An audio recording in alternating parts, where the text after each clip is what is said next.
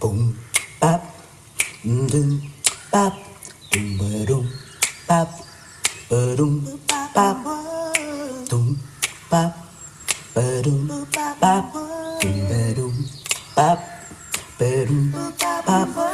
Morning, bap, ba-doom, oh, you waking world, bap, ba-doom, bap.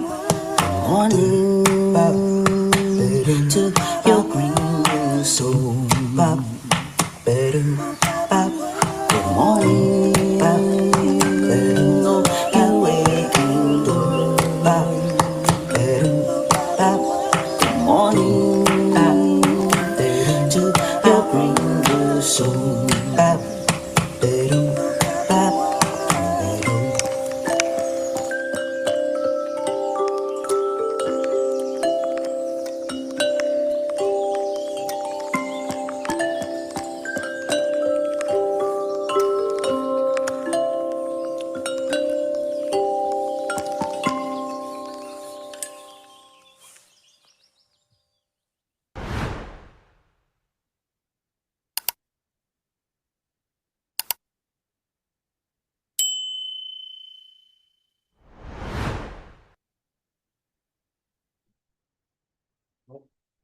Good afternoon, everybody. Thank you for remembering to come out. Welcome to the live in-person and live Zoom worship service of the Universalist Unitarian Church of Riverside. Thank you for remembering to join us at this rescheduled service this week. Services will resume their regular time of 10 a.m. on Sundays next week. Tomorrow we will be here at 10 a.m. Is that correct? Okay, and they will watch.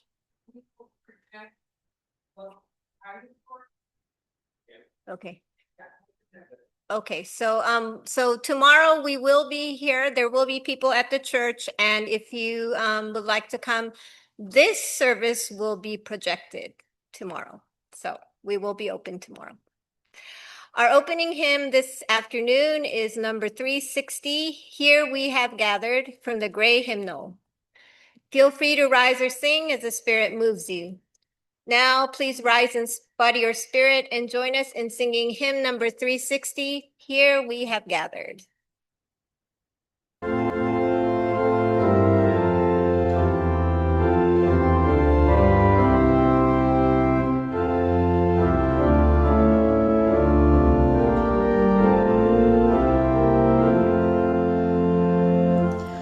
Here we have gathered, gathered side by side, circle of kitchen, come and step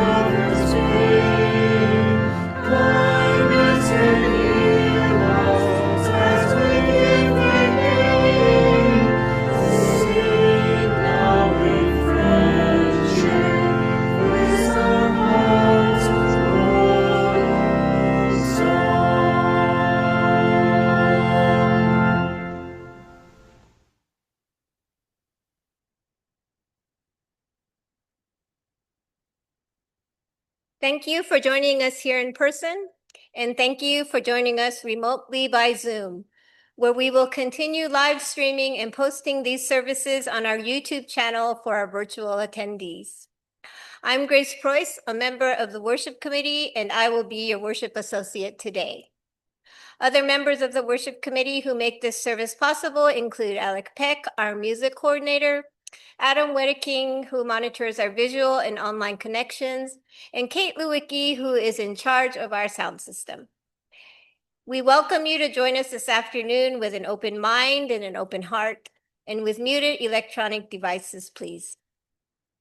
We have come here to learn about being in right relationship together, how to respect the inherent dignity and worth of each individual, how to extend love, accept one another, and foster each other's spiritual growth. You are welcome in this congregation, whatever your gender identity, racial identity, or faith tradition. Thank you for joining us here today. Before we move into the service, there are a few announcements that we'd like to share. We will mention several websites, email addresses, and phone numbers. At the end of the service, we will leave up a slide with all of this information, and it is also available on our website. The Palm Springs Pride Festival happens tomorrow, November 9th, from 10 a.m. to noon. Actually, the parade happens between 10 a.m. to noon.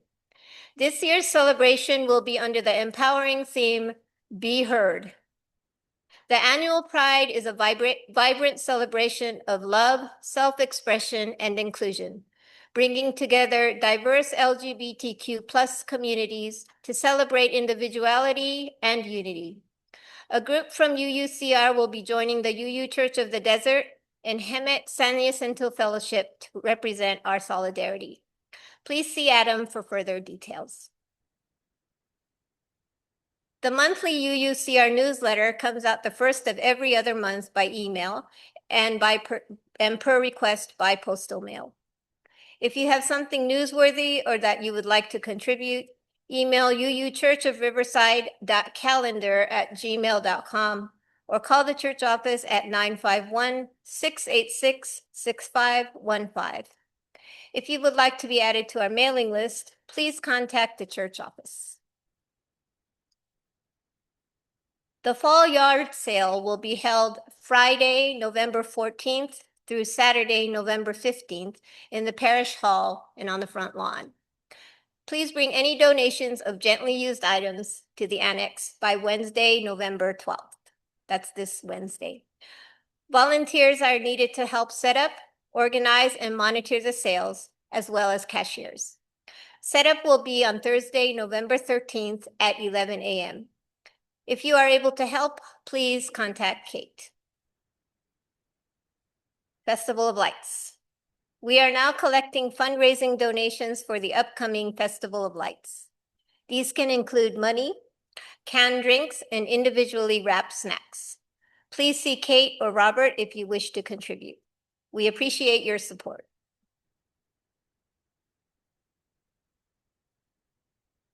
Our time together is brief, but it is filled with joy.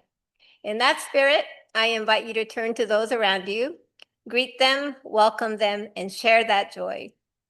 For those on Zoom, you can use the Zoom wave gesture or just wave at your camera.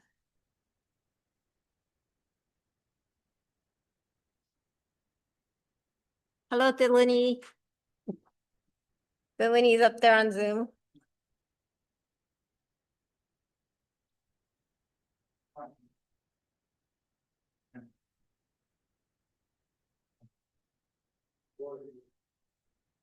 So, okay. Welcome to all of our visitors today, and welcome back to our old friends. We would love to meet with you during coffee hour in the parish hall after the service, where you can also find our visitors tablet. Please leave your name before you leave so that we know you are here, and leave your contact information if you would like updates on church events.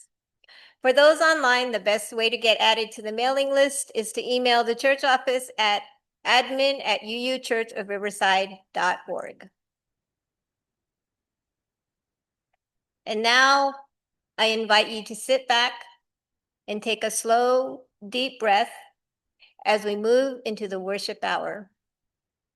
You are welcome to read with me the mission statement of our church.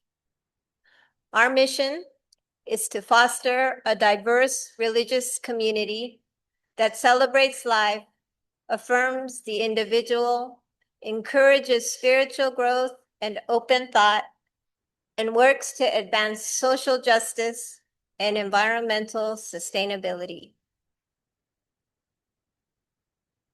Today's recorded sermon was delivered by Reverend Aaron White on Pride Sunday on September 16th, 2018 at the First Unitarian Church of Dallas.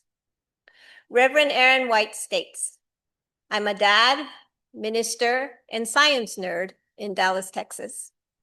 My writing lives where spirituality and science meet, and I refuse to pick a side. I love how ancient wisdom and modern discoveries can help us become fully human and write the biggest possible story of our lives. My articles are like a dinner table conversation between a Buddhist monk, the Sermon on the Mount, a neuroscientist, and Neil deGrasse Tyson. I'm into comedy podcasts, gardening, playing guitar, reading, and riding my bike. I love the moon and stars, and I want to travel every bit of this world. I've served as the founding editor of the Harvard Graduate Journal of Religion, a TEDx speaker, and a member of the Mayor's Star Council in Dallas. As you use, we believe in pluralism. We celebrate that we are all sacred beings, diverse in culture, experience, and theology. Our faith tradition acknowledges and embraces that there are multiple paths through life. We covenant to learn from one another in our free and responsible search for truth and meaning. We embrace our differences and commonalities with love, curiosity, and respect. We also believe in transformation. We adapt to the changing world. We covenant to collectively transform and grow spiritually and ethically. Openness to change is fundamental to our Unitarian and Universalist heritage, never complete and never perfect. The challenge is to share the authentic and sacred truth inside each of us.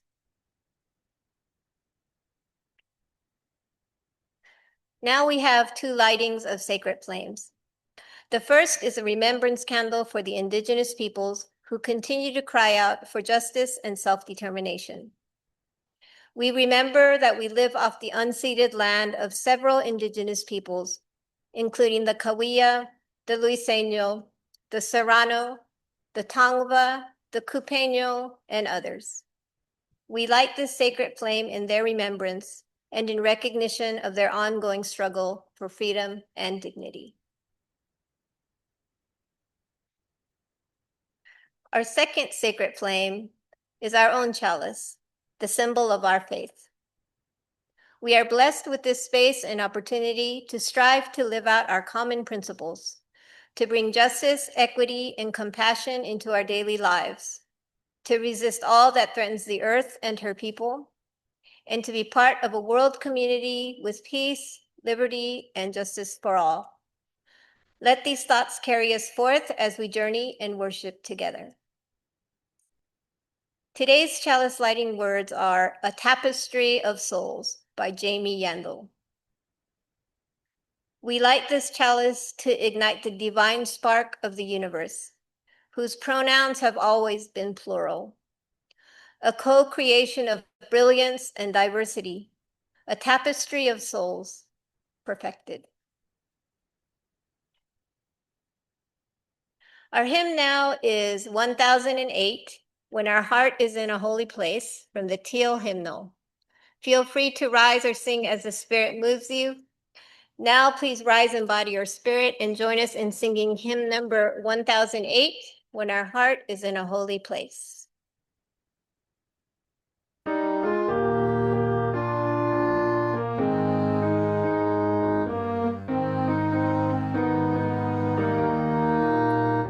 When our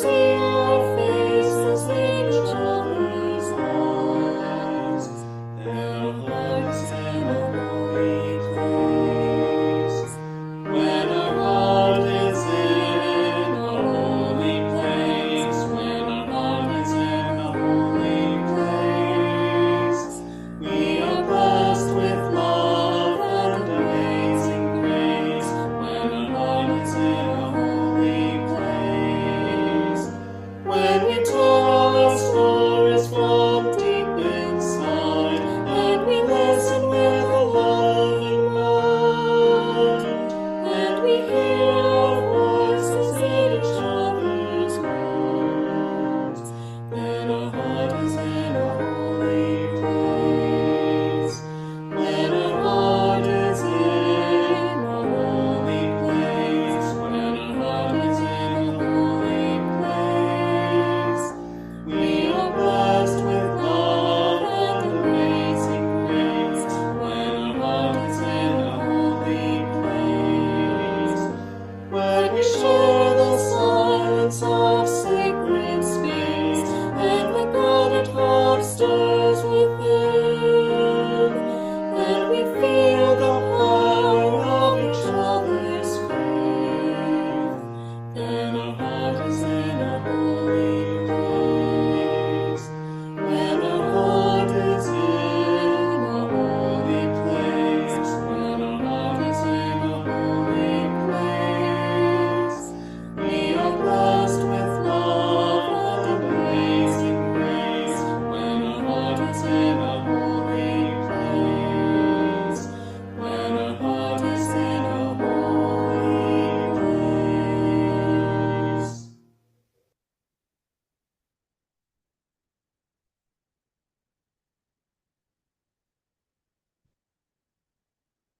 This portion of our service is to support our beloved historical church. This can be accomplished in several ways. In addition to the weekly collection, you may send your checks to the church address, which is shown here. You may also contribute by PayPal using the QR code, which is shown here, as well as on the church website and in the newsletter. Stater Brothers Market gives our church a rebate on Stater grocery cards, which we will have in church each Sunday. You get the full value, and the church also receives a percentage for free. Please see Robert Brown in the church office if you are interested in purchasing the gift cards. Please donate as the Spirit moves you by whatever method works best for you. Thank you for your generosity. To those who give of their time and their talent, thank you for your generous care and attention. To all of you who have joined us here today, all of you, thank you for the gift of your presence. Will our ushers now please come forward to receive the collection? A tote bag will also be passed around to collect food and hygiene items for our local community. Gibson, can you help us with the collection?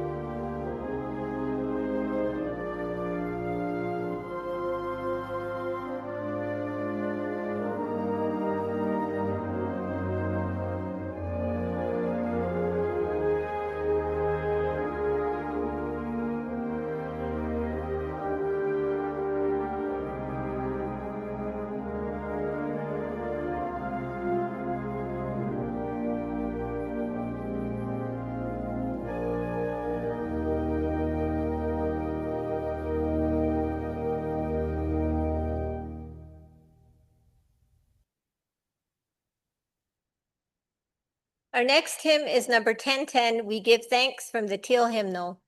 Feel free to rise or sing as the Spirit moves you. Now, please rise and body your spirit and join us in singing hymn number 1010, We Give Thanks.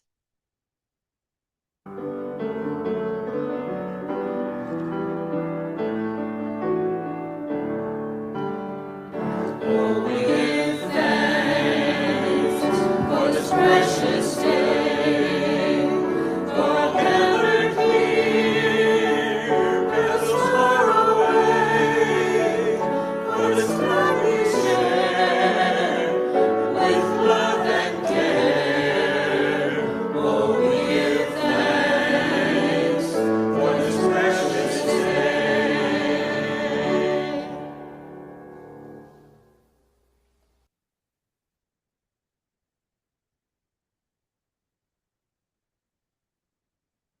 Our responsive reading today is by Julia Corbett-Heemeyer.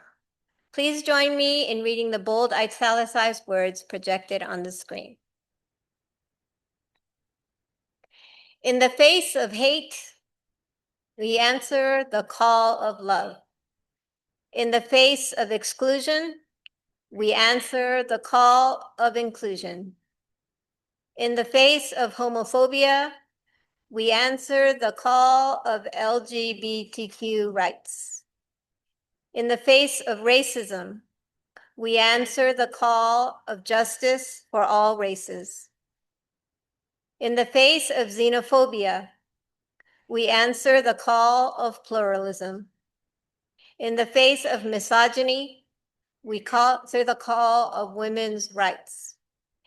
In the face of demagoguery, we answer the call of reason. In the face of religious intolerance, we answer the call of diversity. In the face of narrow nationalism, we answer the call of global community.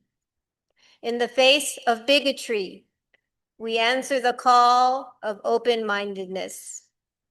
In the face of despair, we answer the call of hope. As a Unitarian Universalist, we answer the call of love, now more than ever. Now let us pause for a moment of silence and reflection.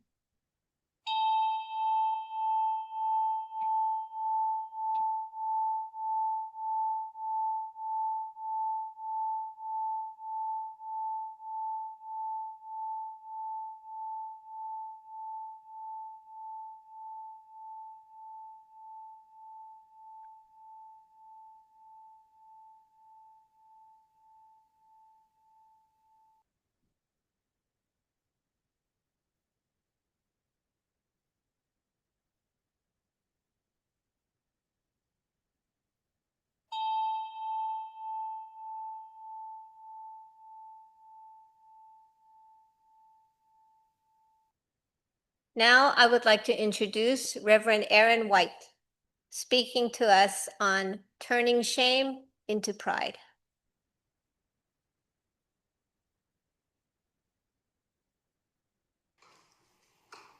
One of the high points of my year as one of your ministers is when we accompany the coming of age class on their trip to Boston, 14, 15-year-olds who are coming to a sense of our history and our faith tradition and their place in it. And we always time that trip so that they can also go to the Boston Pride Parade. And for a lot of these teenagers, it's their first experience of the Pride Parade. We go to Arlington Street Church in Boston, which is the first congregation that I was employed in. And we take them to a big service before the parade in which there are life-size cutouts of Judy Garland and Beyonce and Lady Gaga. There's streamers and balloons and bands playing. Outside near the public garden, there's a big statue of William Ellery Channing, who our fellowship hall is named after, the father of American Unitarianism, who was pretty conservative and staid kind of guy, except on that day he's draped in a pink feather boa. We celebrate with the response back and forth that morning, Happy Pride. And yet also in the pulpit, a man who's been in that congregation over 50 years stands and invites those to say out loud the names of those who are no longer with us. The congregation responds in Spanish, presente, present.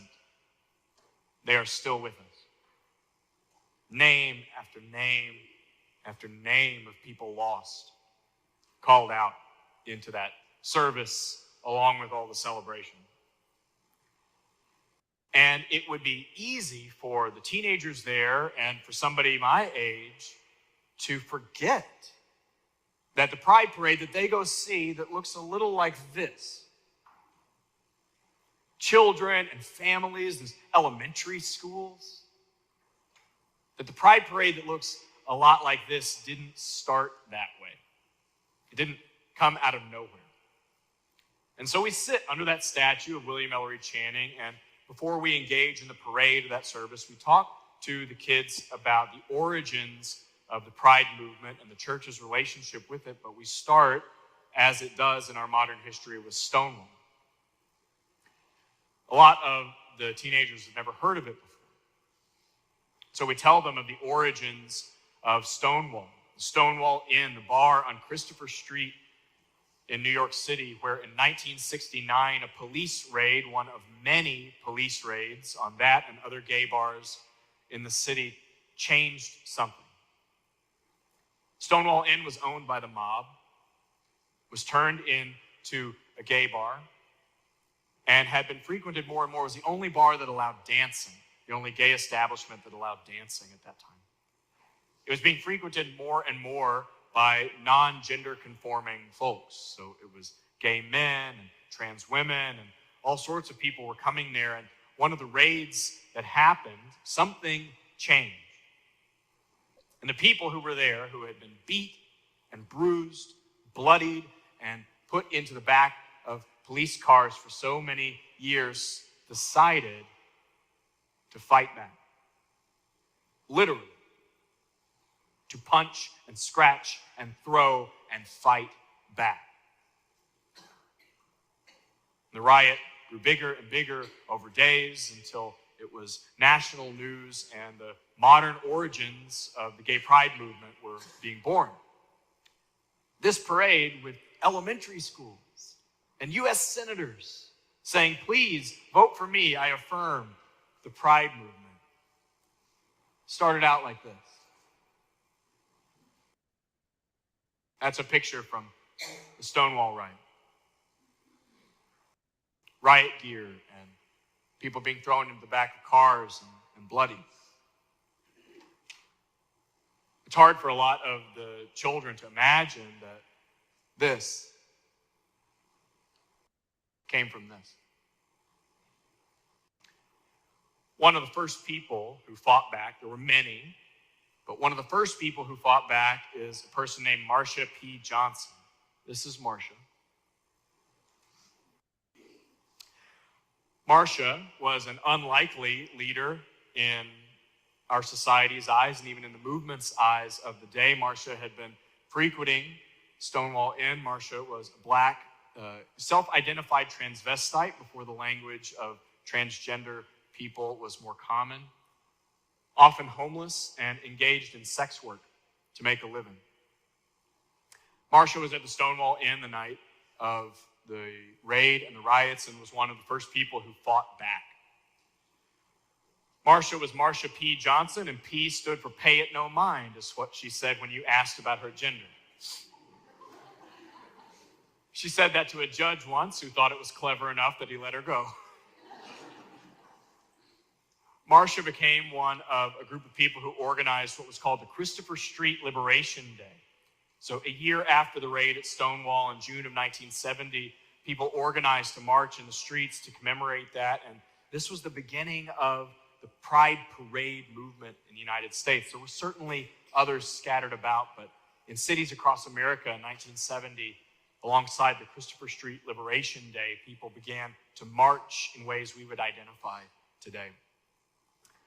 Marsha started a place called Star House with Sylvia Rivera. Star House was a home for homeless trans folks. Marsha continued this work, an unlikely hero and not an easy person. Marsha had substance abuse issues, had quite a temper, if her friends are to be believed, and herself struggled with mental illness almost all of her life. Marsha's body was found in the Hudson River not long after Pride Day some years ago. When we began thinking about a year focused on lives of courage, the ministers and some of our staff got together and we brought stories of people whose lives really were examples of people who took tremendously incredible action, some famous, some people you've never heard of. And when we got together around the table and held up stories like this, one theme came up to us in our language. We started talking about alchemy, that ancient chemical tradition of trying to turn lead into gold.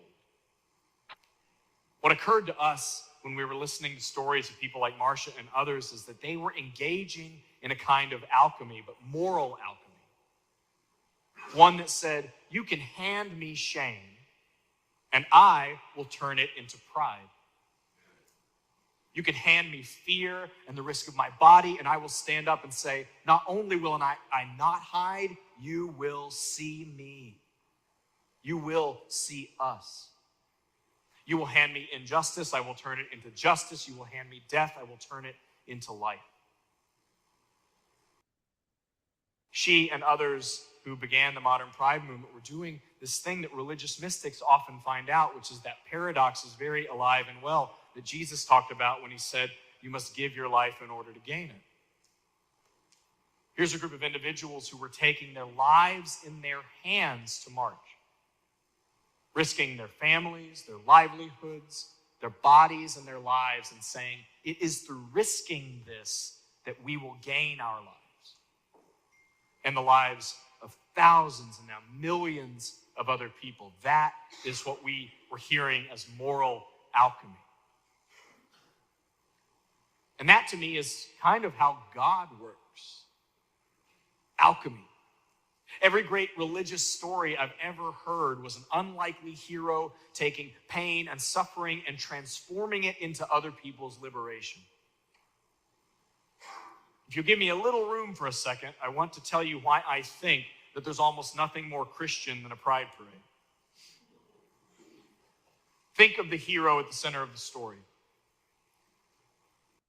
A baby born to an unwed teenage mother, a person of color in occupied territory, whose parents take the child across borders without papers to flee a tyrant. The child grows up to be a homeless, illiterate rabbi who gives free food and health care to anyone who asks, who is considered a criminal by the state, who makes friends with prostitutes and sick, the unclean, in the eyes of his community, and ends up dying, beaten and bloodied, putting his body on the line as an enemy of the state itself. His last big public act is to enter Jerusalem on the back of a donkey in a parade as a political act to say, perhaps this is what a king looks like. Feels like it resonates a lot to me. It feels to me that that's how creation and God and the mystery beyond all naming works anyway. This God of the Hebrews and of the early Christians and of physics and evolution that takes dust and turns it into people and turns us into dust. Over and over and over again like magic. That's how creation works. You and I are only here because billions of years ago, some cell magically began separating and multiplying, and some creature who is our ancestor, unrecognizable to you and me, crawled out of the sea and over a long period of time became us. Magic. Magic. And in that economy, in which dust is turned into people and people are turned into dust, in the economy in which every fiber of the universe is used over and over again, and there is not a throwaway person, shame has no room in that economy.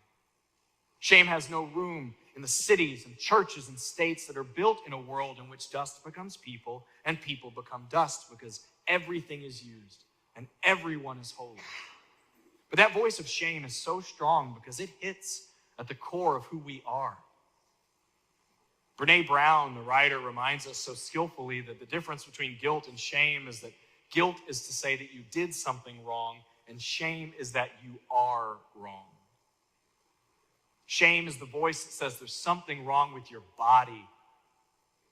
Shame is the voice in the back of your head when you want to do something bold or creative or just be who you are that says, who do you think you are? The voice of shame says, get back in your lane and be quiet while the real people are doing business. Don't let them see who you really are or who you really love or what you really believe or what you really have in your courageous heart. That's the voice of shame. And it has no place in an economy of an ever graceful God or even just evolution. Church should be the antidote to shame, not its purveyor. So what if that same alchemy that Marsha P. Johnson was engaged in that turned shame into pride, what if that same alchemy of the universe that says there's nothing that's trash and it all gets made again, what if that same alchemy is in you? And the parts of you that you believe are not worthy are actually what the rest of us need to be freed. What if we need your grief? What if we need your doubts or your shames, the moments of your failure? See, our church, this church does a really good job of working on inclusivity and using the language of inclusion. But it would be easy, even in this church, to believe that to matter, you have to bring your A game. Because our church is located in an address that is built on traditional models of American success. And our church, as inclusive as it is, operates usually where meetings start on time and agendas have nice little dots on every item and the music is perfect and on key. And there's a lot of people here who look like we ordered them out of the Protestant work ethic catalog.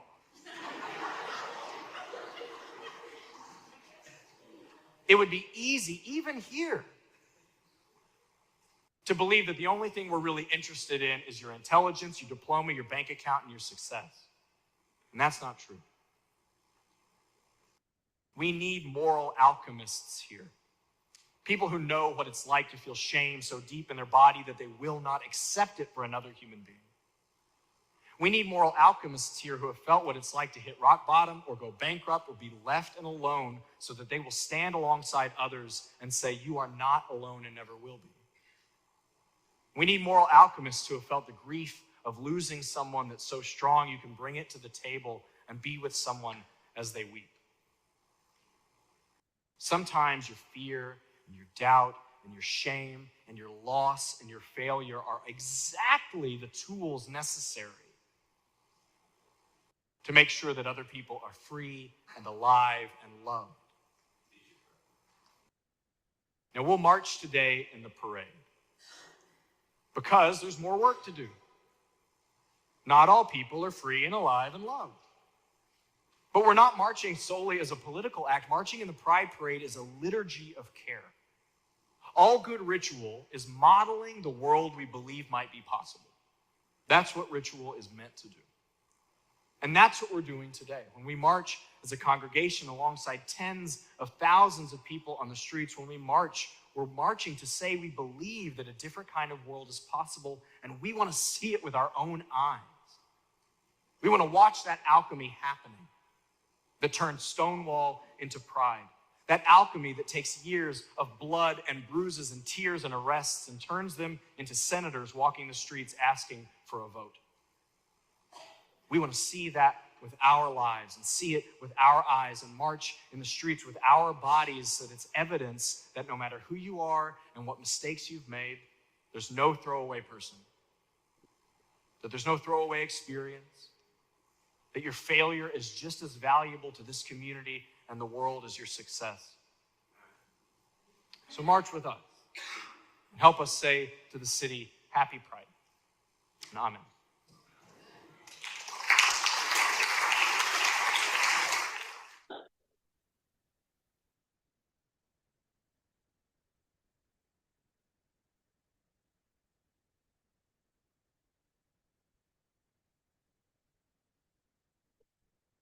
Our closing hymn is We Belong to One Another by Amanda Udis Kessler.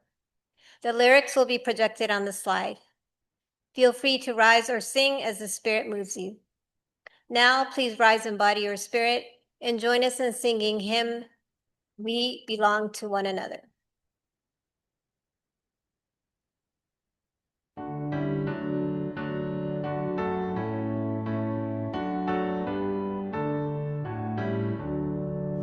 We belong to one another, to each other we are bound, as we build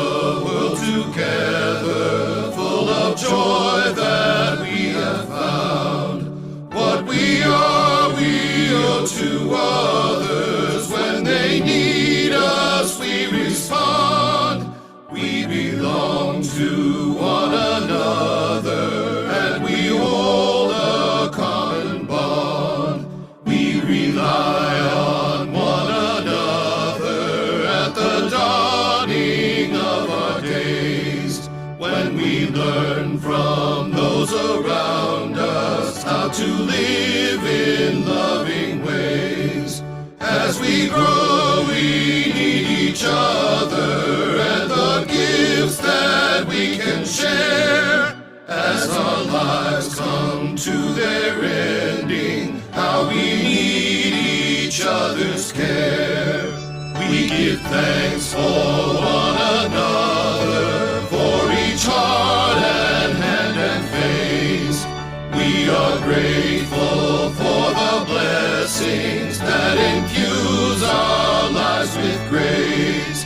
May we offer our abundance as we're given. May we give in our thanks for one another. May we help each other live.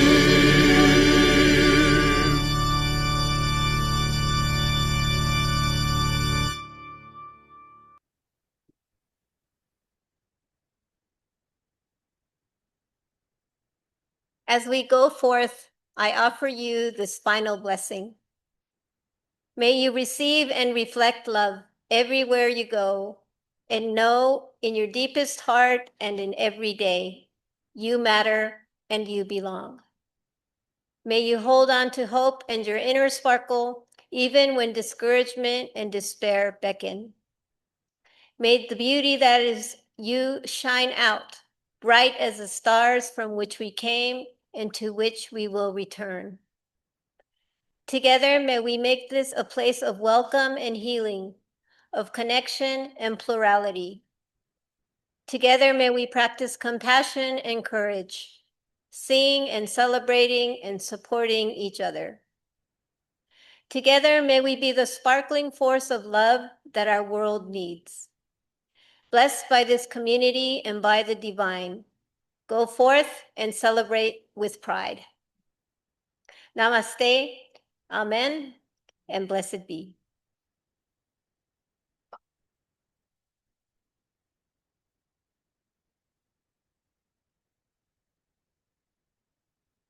Thank you everyone for joining us here today, and we look forward to seeing you again. Once again, we will resume our regular service time on Sunday at 10 a.m. next week, and also tomorrow as well, if you'd like to join for fellowship. Would we like to have a 10 to 15 minute discussion today, or does anyone have any comments they'd like to share? Okay.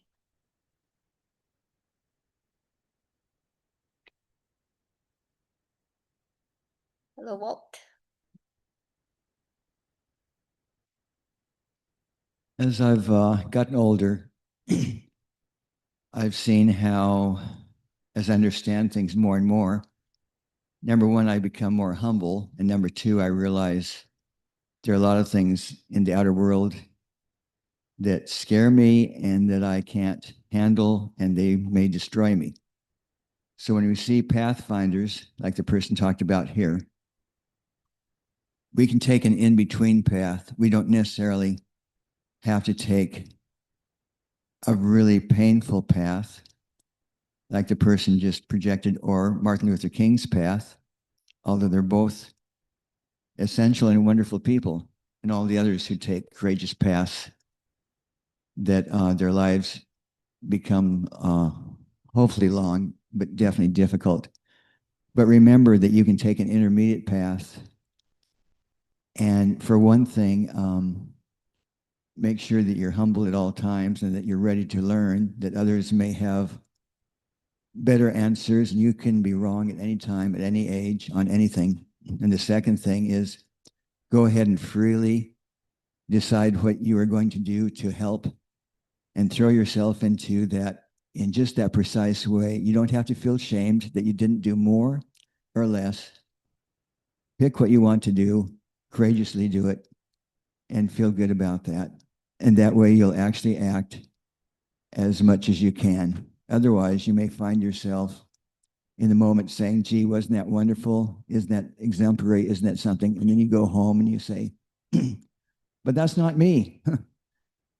Well, pick your own path. Attempt to do some good in this world. Thank you.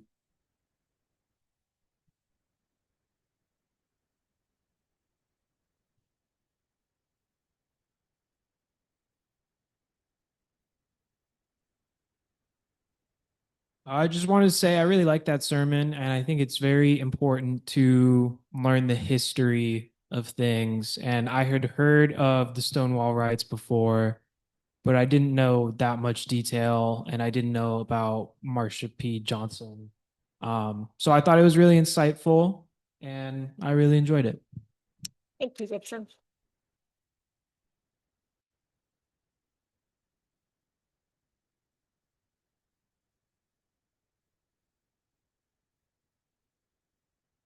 Yeah, I thought it was great. A good selection.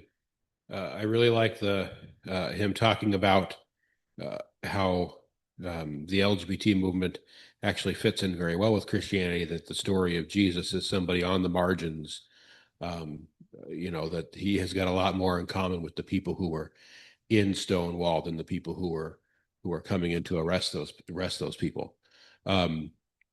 I think it's important to say it's often it's a big focus for a lot of Christians, homosexuality, but it's really not in the Bible.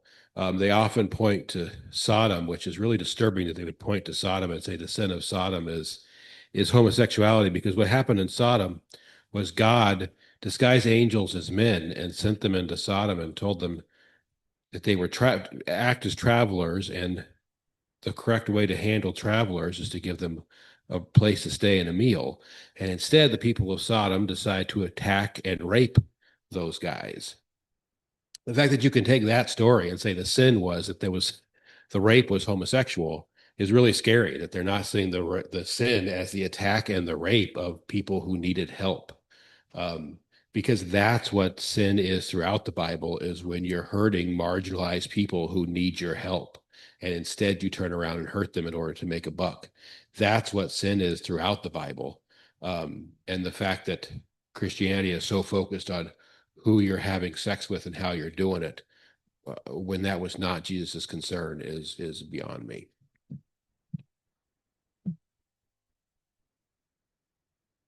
Thank you, Adam. Is there anyone else who'd like to share their thoughts?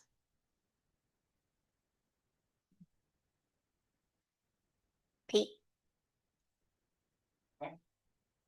Hey, come up to the mic. what does moral alchemy mean? Moral what does it alchemy. mean? What does it mean? I don't know what it means. Okay, when he was talking about that? Moral alchemy, yes. Okay, so I guess alchemy, I mean, Alec could probably explain it. But alchemy is like magic, or is it transforming?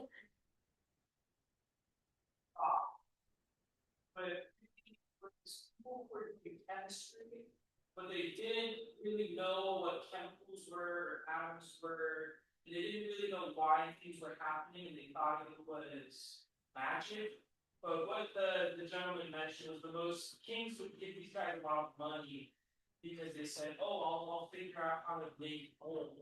I'll make gold for you somehow." So they never really did that. But alchemy eventually became modern chemistry. Okay, thanks. So it's just chemistry from the Middle Ages. So let's say that. Wow. Yeah. The understanding. What the plan was, again, alchemy was the idea of taking regular stuff and turning it into gold-based stuff and turning it into gold. I think spiritual alchemy is about taking the shame and the pain of the world and changing it into gold of supporting, your own pain. You turn that into supporting people who are in that form of pain, right? Instead of saying, "Woe me," it's about building solidarity. Right.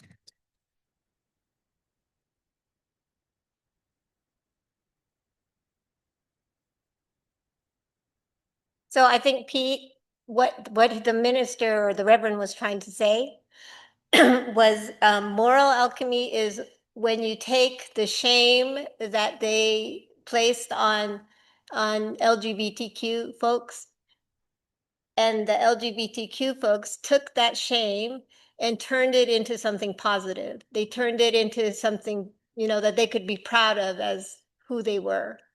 And that's where that transfer comes in, You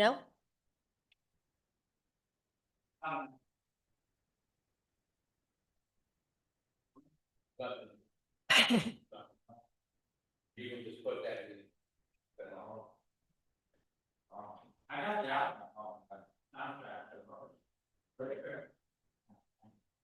Okay, thank you. Anyone else? Anyone online?